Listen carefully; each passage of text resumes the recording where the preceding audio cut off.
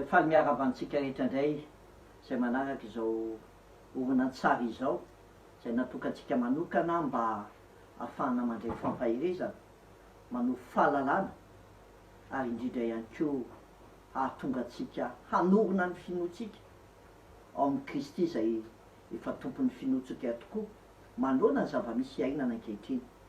Araka ny efa nampanantenaiko taminao dia anio isika dia hijery loha hevitra ray indray ka n'izay zavatra ho resantsika dia mikasika an'ity tontolon'ny coronavirus ity ihany dia zao hoe ady amin'ny zavatra tsy hita maso ny coronavirus.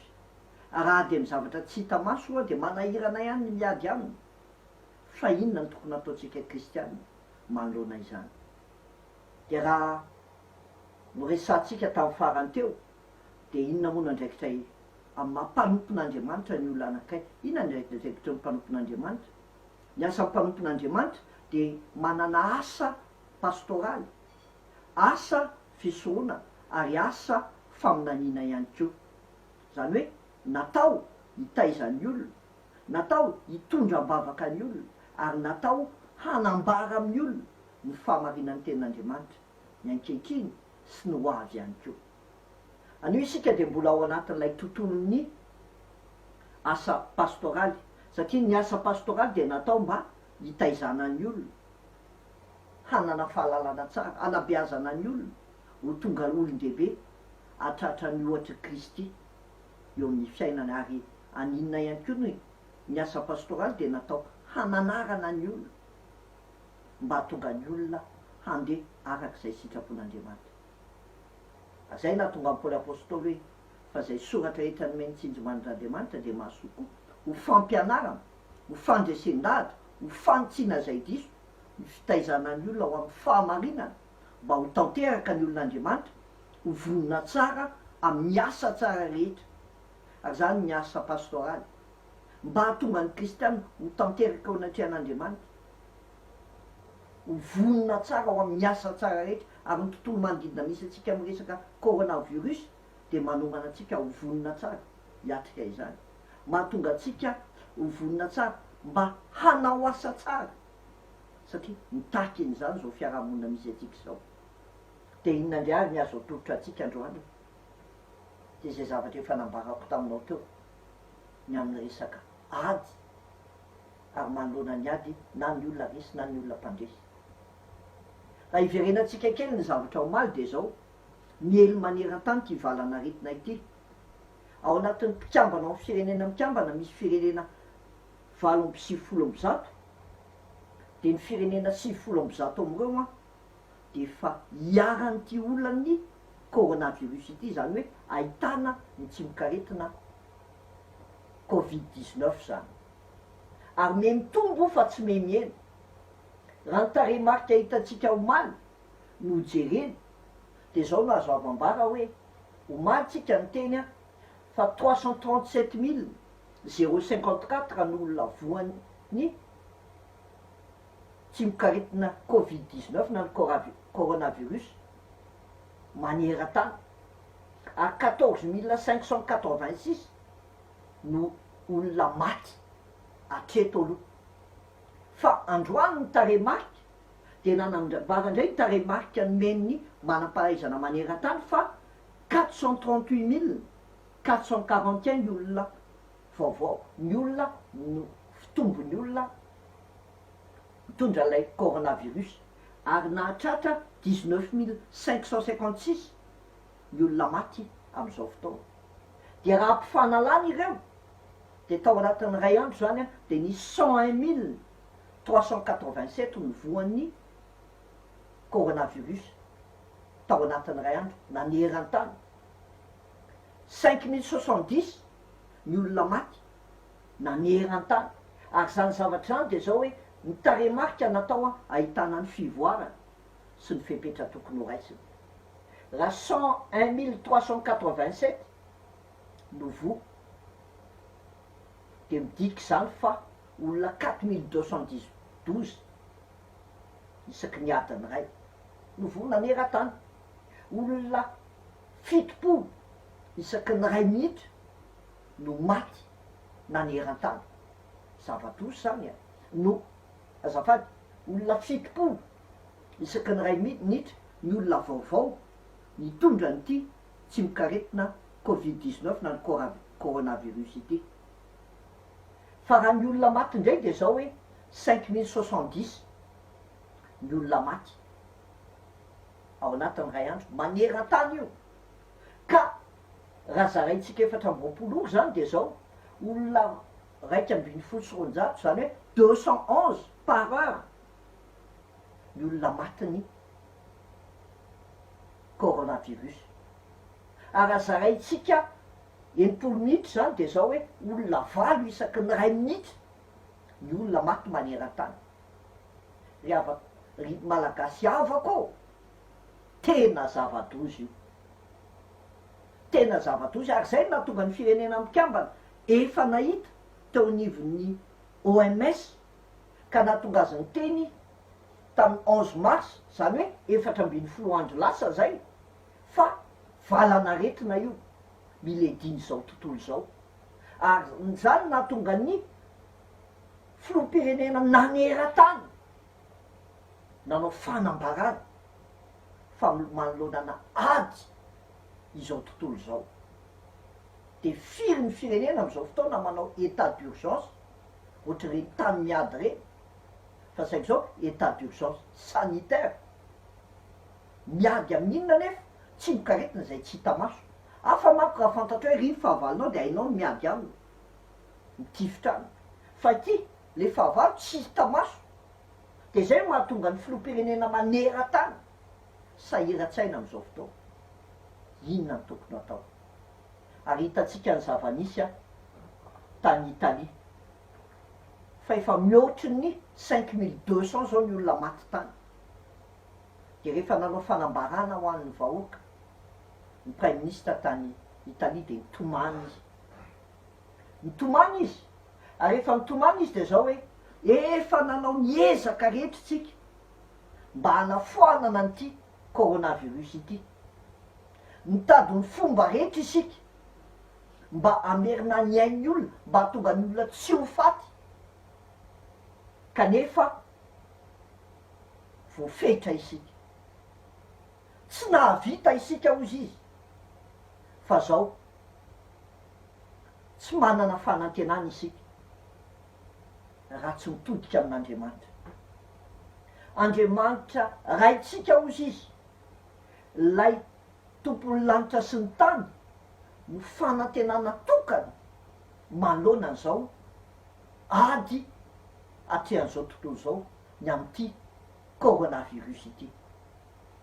Ary zany no teny everina fa teny pahendreny. Raha samy miteny daholo reo filoham-pirenena reo fa ny tenin'ny prime ministre italiana hitatsika hoe teny pahendreny hoe tsy voafehatsika io, tsy voafehatsika io fa mila an'Andriamanitra. Ary zany mila tadidiana hoe voafetra ny fisainan'ny olombelona. Manampaizana angeny raha ny olona tany Chine na ny Amerikana na ny Frantsay na ny Anglisy manampaizana daholo anareo e. Fa maninona hatreto mbola tsy nahita le vahaolana satria voafetra ny fisainantsika olombelona. Fa saingy zao mila tadidina, Andriamanitra mitompo ny hery sy ny fahalalana rehetra. Ary raha tsy manontany an'Andriamanitra ny olona de tahaka ny miasa maina ihany. Fa rehefa tsisy an'Andriamanitra tsy zavatra vitan'ny olona zany ao fisainany. Mety mavita ihany ny olona fa voafetra. Ary ny vanim-potoana ohatra tahaka an'izao a de nahatonga ny olona miantso fiaraha-mivavaka, mitaona ny olona mba hivavaka. Nanao izany teto amin'ny firenetsika tamin'ny alalan'ireo ray aman-dreny tao anivon'ny FFKM. Nanao izany ny fiangonana zandry teto Madagasikara ary mbola mitoy ary ny ronjom-bavaka hatramin'izao. Miantso tam'ty an'io ty ny paparay masina hoe ndao hiary hivavaka isika ka niombona atsika de anao vavaka anampianariny tompo tamin'ny 12 atoandro tao. Nanao izany ny rehetra. Ary isa-tokantrano de nivavaka ny olona. nangataka ny olona am'izao fotoana maneran-tany raha ny sehatry ny kristiana fa zao ny mila tadidina zay rehetra traika na miatrika le izy mivatana koa mila manana fotoana mivavaka manokana ianao tsara le hoe hoetom-bavaka fa mila tezaina koa ny olona hivavaka mivantana amin'Andriamanitra mangataka amin'Andriamanitra ao anatin'izany mivavaka manko ny manova zavatra mivavaka ny manova zavatra ary ny Amerikana mahalala tsara n'izany hoe mivavaka ny manova zavatra de voaraikitry ty olan'ny coronavirus ity de ny président ny république mihitsy tany Amerika no nangataka vavaka ary tonga ny mpanompon'Andriamanitra rehetra nivavaka ho azy tonga ny mpiara-miasa aminy de niara ny vavaka satria tsy voafehan'ny sain'olombelona io ary ozy izy Donald Trump hoe ny firenena Amerikana de firenena matahotra an'Andriamanitra ary miantso an'Andriamanitra no zany ny tantarany firenena ka ao anaty fotoa tsarotra ohatr'izao indrindra ozy izy ny mila hiverena ny firenena indray mitodika amin'Andriamanitra de tahaka an'izany koa tsika eto Madagasikara mila mivavaka isika ho amin'ny mpitondra fanjakana ary mpitondra fanjakana koa tokony mahatsiaro fa tsy vita ny herin'ny tena no mifehan'io io tsy vitan'izany hoe ny fitondram-panjakana ny mahafehan'io fa tsy Andriamanitra raha vao fehana olombelona io tsy ohatran'izao ny zava-nisy naneran-tany ary tsy afaka iambo isika hoe tsika hafa noho ny hafa fa mila an'Andriamanitra isika ary ty Madagasikara ty efa natolotra ho an'ny Kristy de miangavy anareo mpitondra fanjakana tao amin'ny olona hitodika amin'Andriamanitra ary mpitondra mihitsy ny voalohany zay manana ndraikitra rehetra ny voalohany mila mitodika amin'Andriamanitra ary le hoe mitodika amin'Andriamanitra tsy hoe mitodika 90 degré fa tena mitodika 180 degré tena mila miodina mitodika amin'Andriamanitra ny vahoaka malagasy ary atsika malagasy de indramiko ny tenin'ny Paoly apôstôly Timoty voalohany toko faharoa andininy faharoa manao hoe koa mananatra voalohany indrindra aho mba atao zay fangatahana fivavahana fifonana fisaorana ho an'ny olona rehetra ho an'ny mpanjaka zay rehetra ho an'ny mpanjaka mba n'izay rehetra mana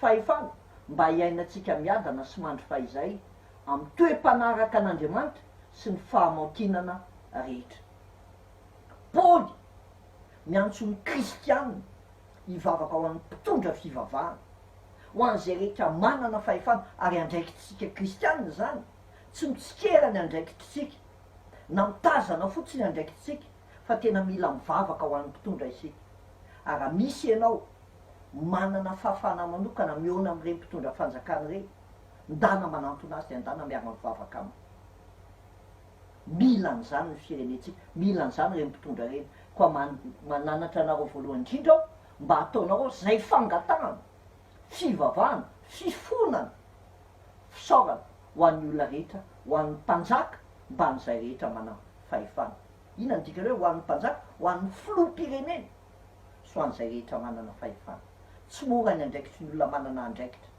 tsy mora zany atao mitarika indrindra fa zany atao mitondra firenena izany fa ny anjarantsika kristianina de mivavaka ho an'ireny mila misitona ny lesontsika tamin'ny zavatra efa niainany olona tany ivelany fa raha ny Amerikanina nampitodika ny olona tamin'Andriamanitra raha ny prime ministre italiana de tena niaiky fa ny vahaolana sy ny fanantenana am'izao olana trehanay izao de le Andriamanitra rainy Jesosy Kristy zay tompony lanitra sy ny nanao lanitra sy ny tany mila mianatra an'izany isika ary mila mianatra isika mba tsy hipoky eto amitsika io fa zava-dozy io fa tandremo fa sao de hoe ilaza hoe tsy mino fa maty raha tsy avy nandevona tara loatra zany aza manantena mihitsy tsika malagasy hoe ohatry milamindaminy tsika de hoe ohatry ny fiainana mandeha tsy maninony ty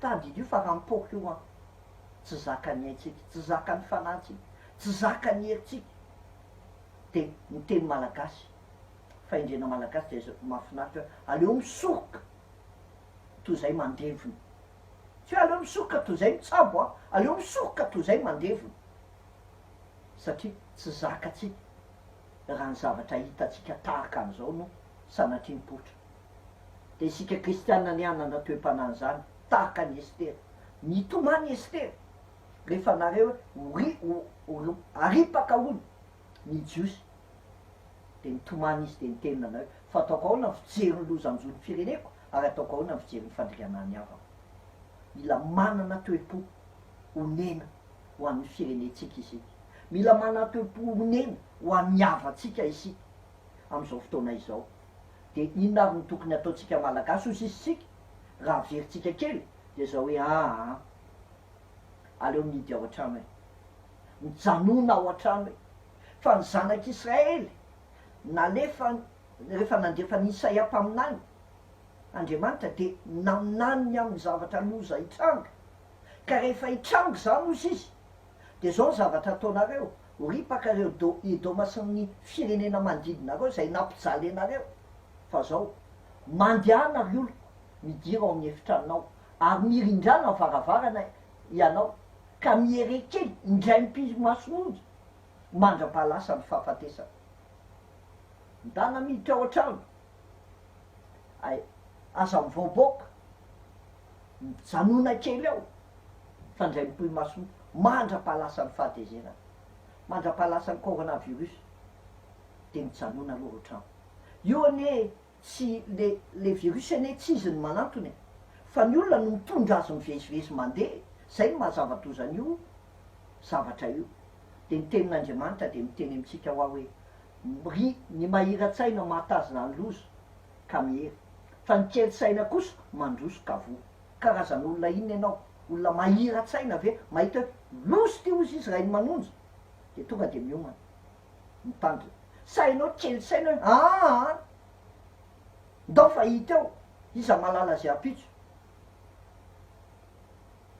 fa tandremo fa mila mijery lavitra isika aza ratsy loatra ianao ary aza-dala nahoana ianao no faty raha tsy efa tonga ny andronao nahoana ianao no ho faty raha tsy tonga ny andronao noho izany a tandremo eo amin'ny fiainana mitandremo eo amin'ny fiainana zay mitandrina ny didy manko mitandrina ny aina fa zay tsy mihevitra ny alehany de ho faty zay mitandrina ny didy mitandrina ny alehany fa zay tsy mihevitra ny alehany de ho faty ozy izy ny soratra masina napetraka reny fitsipiky reny tao amin'ny soratra masina satria tsy tian'Andriamanitra tsy hitrak'Andriamanitra ny hafatesana ratsy fanahy fa ny alany amin'ny ratsy fanao de nametraka didy sy lalan'Andriamanitra fa napetrako ny fitondram-panjakana koa reny didy maro samy hafa reny noho ny amin'iny ny fitsonjovana ny ainao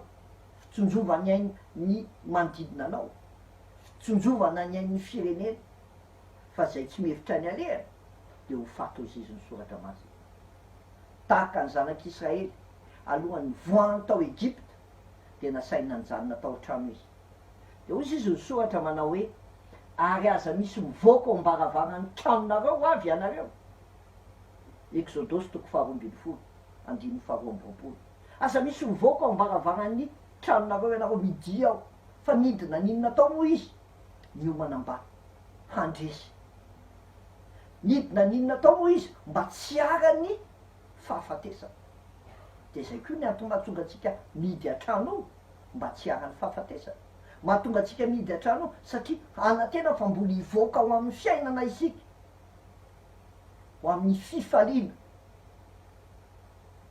de mahaiza mipetraka tsara ao an-trano aloha mahaiza mipetraka tsara ao an-trano aloha fa saingy zao meteza ho akofan'rany Jesosy ianao sy ny ankonanao tahaka lay raha natao tamin'ny tolambaravarana de ny fonao ny tolambaravarana hijoron'ny Jesosy hoe mijorom-baravarana ka mandodona raha misy mainy feo ka mamovo varavarana de hiditra ao aminy ao ary ary sakafo aminy ampidiro am-ponao Jesosy de meteza ho diovony rano ianao sy ny ankonanao ary minoany Jesosy tompo de vonjeny ianao sy ny ankonanao mijanona ao an-trano ianareo mba manokana fotoana hivavahana ve mba manokana fotoana miara mideran'Andriamanitra ve mba manokana fotoana mametraka ny ho avim-piainana eo anaty an'Andriamanitra ve fa raha tsy maintsy mivoaka nefa ianao no ny antony maro samihafa miasa ny fitadiavana sy ny rehetrarehetra de zao no teneniko anao ho tanterahan'ny tompo aminao ne nitsodrano nataony tamin'ny zanak'Israely ho tahina ianao raha miditra ary ho tahina ianao raha mivoaka ny olona anao arova ny rano Kristy de ho tahin'Andriamanitra ianao raha miditra ho tahin'Andriamanitra ianao raha mivoaka mety misy antony be lehibe manko mahatonga ny olona tsy afaka fa tsy maintsy mivoaka na tsy te hivoaka azy fa de zao ankinao mitompo ny fiainanao e fa ho tahina ianao raha miditra ho tahina ianao raha mivoaka telo ny zavatra andrasana amintsika mpanompon'Andriamanitra asa pastoraly asa fisoroana ary asa faminaniana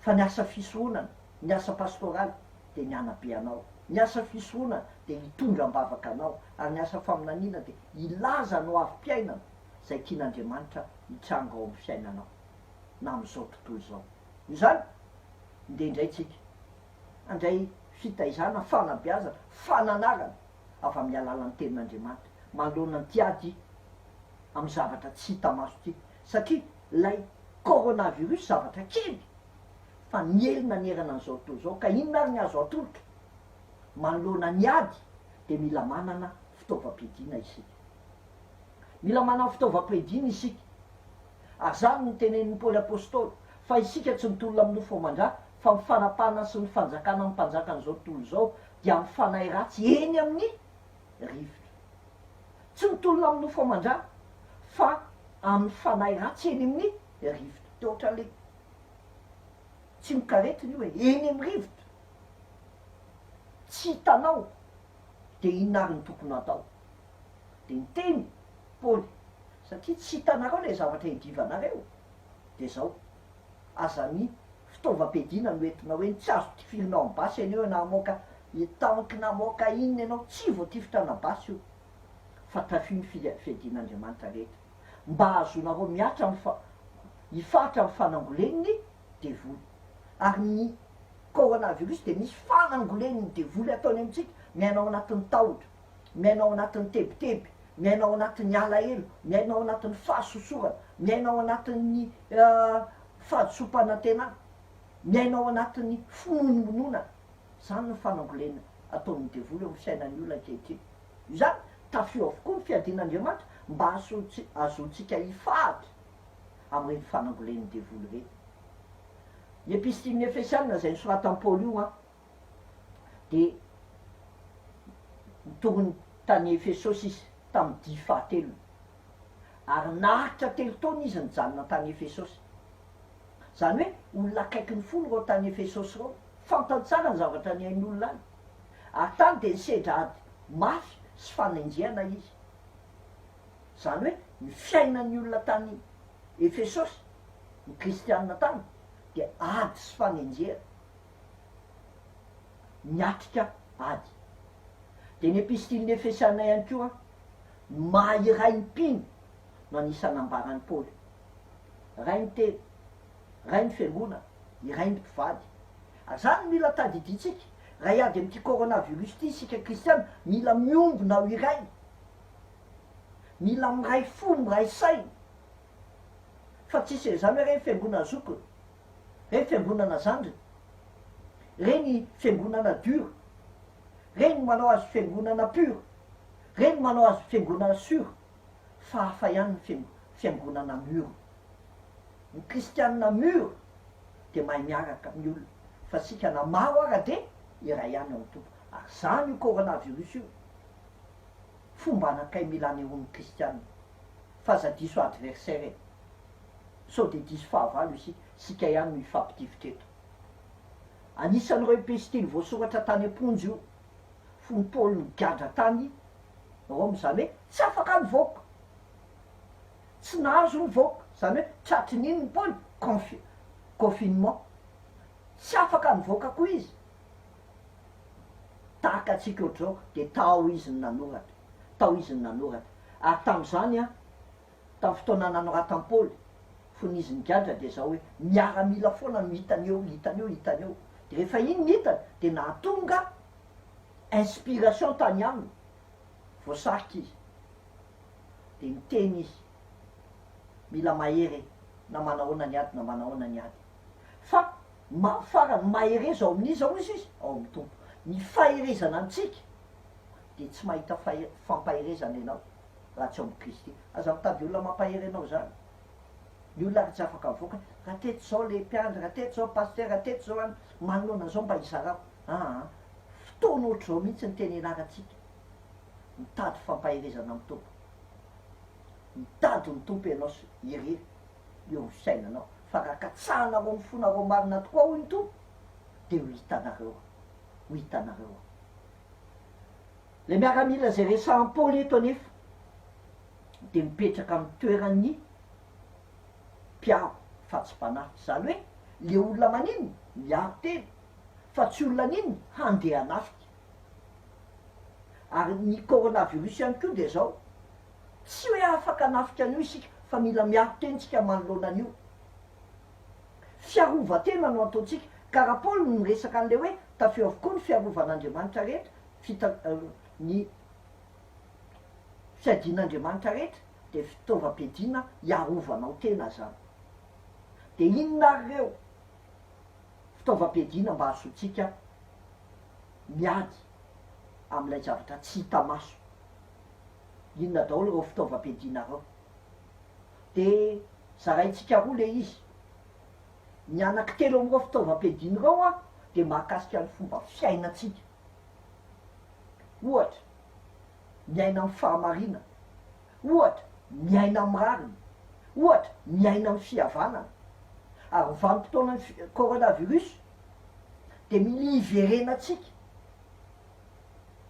am'izany atao hoe miaina amin'ny fahamarina ny rariny ny fihavanana izany zay le fomba fiaina fa ny faharoa de ny fomba fisaina inona le fomba fisaina ny fomba fisaina indray de zao hoe ny finoana mila matanjatsaina ianao mila olona manam-pinoana ianao ny fisainana mila manana iny antokany amin'ny famonjena ianao eo ny fiainanao ny fisainana de manino voavolavolany ny tenin'Andriamanitra no mamolavolana ny sainao de hoe le fiadin'Andriamanitra reo anakeny reo de andao ary jerentsika ny voalohany sky ny fahamarinana ny valahanareo ny miaramila romanina de ny fehikibo no ampiasainy de apetrany eo zay zavatra rehetra ilainy zay zavatra rehetra ilainy de raha tsy manao fehikibo izy de tsy afaka mihetsika tsara tsy afaka mandeha tsara tsy afaka manao ininona tsara de raha tsy manao fehikibo izy de tsy afaka hiazakazaka siady amin'ny fahavalony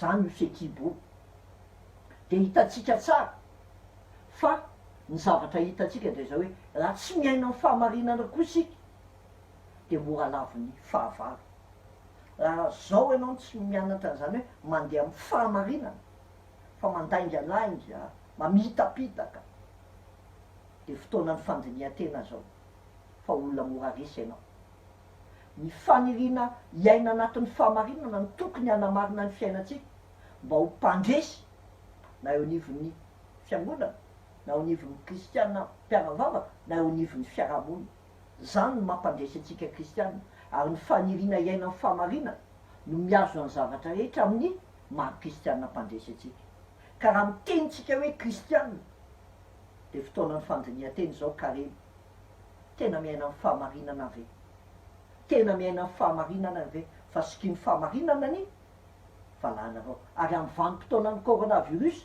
de mila mifampitaizandeha amin'ny fahamarinana isika fa misy olona mitony tena ho kristiana mpivarotra nefa mampiakatra vidineta manararoatra manao ny zavatra tsy marina ary misy olona tao anatin'ny tsy fisiny fahasarotana vokatry ny coronavirus de tady hiaina amin'ny tsy fahamarinana fa zao noetytsika mandresy raha teo mpandresy isika ny fomba fiainana de mila mandeha amin'ny fahamarinana ary mila mifampitaiza andeha amin'ny fahamarinana tsika kristiana mihitsy mila mitaiza ny olona andeha amin'ny fahamarinana am'izao fotoana ary mila samy teny rehefa misy zavatra hitanao fa tsy marina dia anitsio ny olo. Tafio avokoa ny fiadin'Andriamanitra rehetra. Inona ny voalohany? Fahamarinana. Mila miaina ny fahamarinantsika. Fa ny faharoa, ny rariny. Fomba fiainana anakaiky io zany, mitafy ny rary no fiarovatratra. Ny fiarovatratra, ny rariny. Ny fiarovatratra no miaro ny fo sy ny ao anatintsika rehetra. De sao de niresaka be de be momba ny fo. Tandremo ny fonareo izy. Fa avy ao amin'ny fo no ivoan'ny ratsy rehetra. Rehefa ratsy fo isika, de ratsy koa fijerintsika ny zavatra misy eo amin'ny fiaina. De mila rovana ny fo. Be de be nge am'izao fotoana, n'izao iainantsika zao, manahirany. Ny zavatra tenenin'ny olona, ny zavatra renao, ny zavatra hitanao, be de be ny manimba ny fonao, faharovo ny fonao. Raiso ny fiarovatratra. De mba manao ny rariny. Paul raha miresaka momba ny fiarovatratra, de milaza amitsika fa ny fiainana ny rariny no andresentsika ny asan'ny Satana. Raha ny kristianina miaina amin'ny rariny sy nihitsy de ho mpandresy ianao. Tandremo ny fomba fiainantsika mba hanao ny rariny hatrany de tena ho mpandresy isika. Fa rehefa tsy manao ny rariny isika de aza manantena ho mpandresy. Io zany mitafy ny rariny no fiarovatratra. Jereo a, fa be de be ny zavatra tsy rariny am'izao fotoana eo fiaina. Fa anjaratsika miaina ny rariny aloha amin'ny kristianinatsika. Manao ny rariny, raha tsika tratrany tsy rariny, marary fo isika. Fa sao de tsika koa manao zavatra tsy rariny amin'ny olona manodidina atsika. Manao zavatra tsy rariny. Fa mila miaina amin'ny rariny sy nihitsiny isika. Raha teo mpandresy, ary manoloana ny coronavirus de tena mila miaina amin'ny zavatra rariny isika. Ny zavatra somary nanaitra. Ty hitako tao amin'ny Facebook le hoe fiderana sotoriteny fotoam-bavaka fahatelo. De misy lohahevitra eo. De eo ambany eo misy hoe rehefa satria tsy afaka miangona de hoe fanatitra atero am'izao alefaso am'izao numéro zao, fanomezana manokana alefaso am'izao. Tsy fantatra aloha na ahoana na fomba le fa fiainan'le fiangonana le izy. Fa ny any teneniko de zao amin'ny maha mpiandry antsika manao asa pastoraly de vanim-potoana tahaka an'izao mihitsy no ilana atsika kristianina miaina ny rariny. Fa tsy rariny raha ao anatin'ny fahorian'ny olona am'izao fotoana isika mbola manararoatra. Mety be raha ohatra hoe manangona vola rakitra isika mba hanaovantsika hanomezantsika n'ireny olona sahirana am'izao vanim-potoana iainantsika zao. Fa raha izao tsika mbola manangona rakitra ho atsika mpitariky na ho fampandehanana andraran'ny fiangonana de tadidio fa tsy zany ny ilan'ny tompo atsika. Tompo raha nanontany amin'ny Petera de zao, mo tiava ianao? De Petera ny teny hoe ianao malala fa tianao a. De hozy izy ny tompo fa hano ary miondrika. Fa mampalahelo be de be no manova izany tenin'Andriamanitra zany. Mo tiava ianao? De hoy Jesosy taminy avadiny le izy fa hano ary miondrika. Fa hano ary miondrika. Zany hoe izy ndray maninona? Tokony hamelona an'le ondry no mihinana an'le ondry. Ary vanim-potoana ohatr'izao no tena ahitatsika hoe iza ny tena mpiandrondr'Andriamanitra. Jaona toko 10 ary iza ny mpikarama. Iza ny missionnaire ary iza ny mercenaire. Fa manoloana ny ady amin'ny coronavirus de mila missionnaire manome miaina mirary sy nihitsiny. Fa tsy manararoatra amin'ny vanim-potoana misy tahaka azy zao. De mila mifananatra isika kristianina. Fa indraindray reny mitenenandratra ny anaran'Andriamanitra. Ny tompo de miteny ny zavatra rariny de zao hoe fa hano ary ny ondry. Fa ny zavatra tsy rariny de zao hoe fa hano ary ny ondrika. Azavadika ny tenin'Andriamanitra. Tsika tokony namelona indray no mihinana ny ondry. Tsy rariny zany. Ary tsika kristianina mila mifamelona am'izao vanim-potoana ny ady amin'ny coronavirus zao. Ary zany ny rariny. Raha mba manana ianao de mizara fa zany ny rariny. Fomba fiainana de hoy izy fa satria any andro isika de aoka ho ny tena kahitafy ny finoana sy ny fitiavana ho fiarovatratra ary ny fanantenana ny famonjena ho fiarovan-doha. Tesaleoniana voalohany toko fahadimy andiny fahavalo. Hitafy finoana fitiavana ho fiarovatratra, zany ny zavatra ny rariny de ny olona mandeha amin'ny finoana de ny olona mandeha amin'ny fitiavana, zany ny rariny. Ary zany no andrasana antsika amin'izao fotoana. Ary ny fahatelo farany a amin'ilay hoe fomba fiaina, voalohany inona fahamarinana, faharoa inona rariny, ary ny fahatelo inona fihavanana. Mila miaina amin'ny fihavanana isika. De hoy izy ny tenin'Andriamanitra, ary kioraroy ny fahavonona-panahy avy amin'ny filazantsara ny fihavanana ny tongotrareo. Kiraroy ny fahavonona-panahy avy amin'ny filazantsara ny fihavanana ny tongotrareo. Ny kiraro a de voatokana ny jiosy miao amin'ny fomba famindra, io no mampandeha milamina. Ny kiraro a mba hahafana mandeha sy manambara ny filazantsara de mila miomana sy manana fahavononantsika. Mila miomana tsika kristianina mandeha mitory ny filazantsara amin'izao fotoanan'izao, fotoana ny ady amin'ny coronavirus izao. Kiraroy ny fahavonona-panahy avy amin'ny filazantsara ny fihavanana. Ary satria filazantsara ny fihavanana de aoka sika aloha ny vita fihavanana voalohany ary tonga mpampiavana. Sika ve vita fihavana amin'Andriamanitra, zay tsika vao afaka mampiavana ny olona. Noho izany ny coronavirus de mampandiny tena tsika hoe isika ve efa vita fihavana amin'Andriamanitra aloha. Ianao ve efa tena mpivavaka sa mbola mpiangona? Fa ny mpiangona de fomba fotsiny, fa ny mpivavaka de olona vita fihavanana amin'ny rainy. Ka raha nanao mivavaka nampianarin'ny tompo izy de zay hoe rainay ao zay any an-danitra matsiaro fa tena zanaky dady izy, zanaky dady izy. Ary mila miverina amin'ny dady isika, fa rehefa miverina amin'ny dada isika zay vao afaka mitsinjo ny zanaka mapara de mahazo hery vaovao. Ary zany ny vanim-potoana ilana ao anatin'ny coronavirus, ny olona miverina amin'ny dada rainay ao zay any an-danitra no afaka mitsinjo ny zanaka maparany de mahazo hery vaovao izy eo amin'ny fiainana. Tsy manany any raha miteny an'izany tsy misy resaka politika zany, fa mila miavana amin'Andriamanitra isika. Relation verticale ny voalohany indrindra, de mila miavana amin'inona ianao? Ny tenanao. Be dehibe ny olona tsy miavana amin'ny tenany, manana mal-être. De hita zany amin'ny fomba fiteny, firesaka, fanoratra eny amin'ny Facebook, olona manana olana amin'ny tenany. Fa mila miavana amin'ny tenanao ianao, fa nataon'Andriamanitra tsara no arina ianao.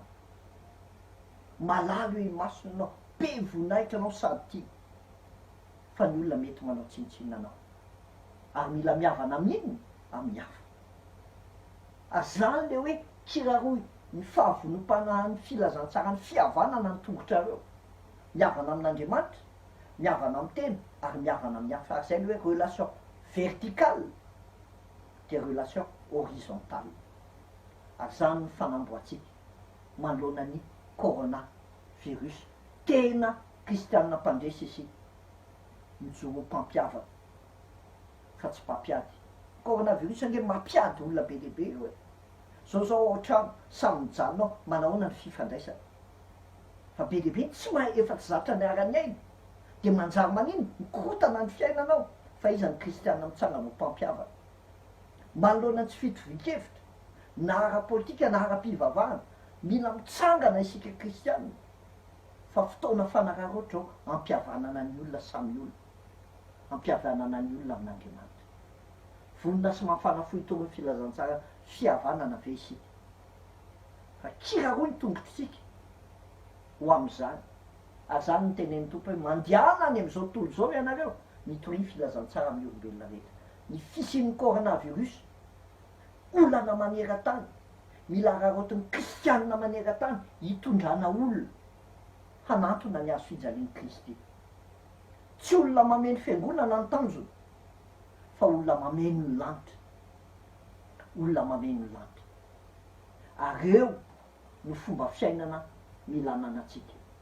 Fa rehefa mitongo ny filazantsara isika de hoy izy ny Romana toko 7:5-5 hoe ataony ahoana ny fotoa raha tsy nirainy de maniraka anao ny tompo androany. mitany iza no irako iza ny irakay aza manao hoe intiao irao izy fa intiao tompo irao ao na tsy afaka mivoaka ary afaka mizara tenin'Andriamanitra amin'ny alalan'ny teknôlôjia am'izao fotoana araky ny voasoratra hoe akory ny atsaran'ny tongotry ny mitondra teny soa mahafaly mahafinaritra ny olona ve ny fisinao samanao ao tafio avokoa ny fiadin'Andriamanitra rehetra de inona le fomba fiainana fahamarinana rary ary fihavanana mila manana an'izany fomba fiainana zany isika raha te handresy mandro fahamarinana amin'ny zavatra rehetra zay atao fa ao anatin'ny olana ny olona tady ivilambelana ny fiainana rariny amin'ny fomba fiainana manao zay mety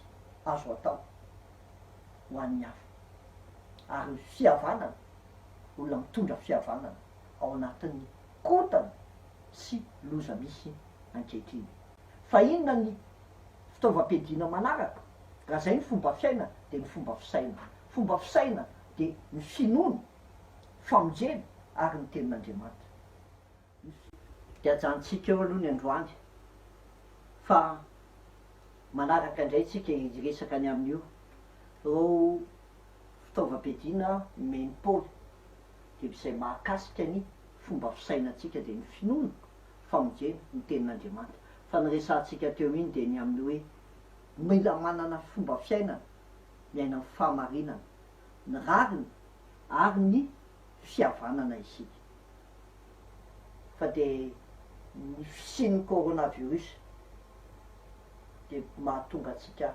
hanana fieritreretana ihany koa ahoana ny atrehantsika an'io ahoana ny atrehantsika an'io amin'ny fomba fiainana miaina amin'ny fahamarinana miaina amin'ny rariny ary miaina amin'ny fihavanana fa ahoana koa ny fomba iainantsika an'io ny fomba fisaina mandeha amin'ny finoana miazona ny famonjenao Kristy ary manaiky volavolain'ny tenin'Andriamanitra ary ny tenin'Andriamanitra no fanily ny tongotsika sy fanazavana ny lalatsika de hivavaka isika soranay no Andriamanitra manome anay fotoana fa manoloana ny zavatsarotra sedrainay tsiraray avy an'iny ny tokantrano sedrain'izao tontolo zao sedrain'ny firenenay de mangataka aminao zay meo anay reo fitafiny ny amin'ny fitaovam-piadiana avy aminao reo ka mba hanovan'ny fomba fiainanay sy ny toetsainay mba hahatonga anay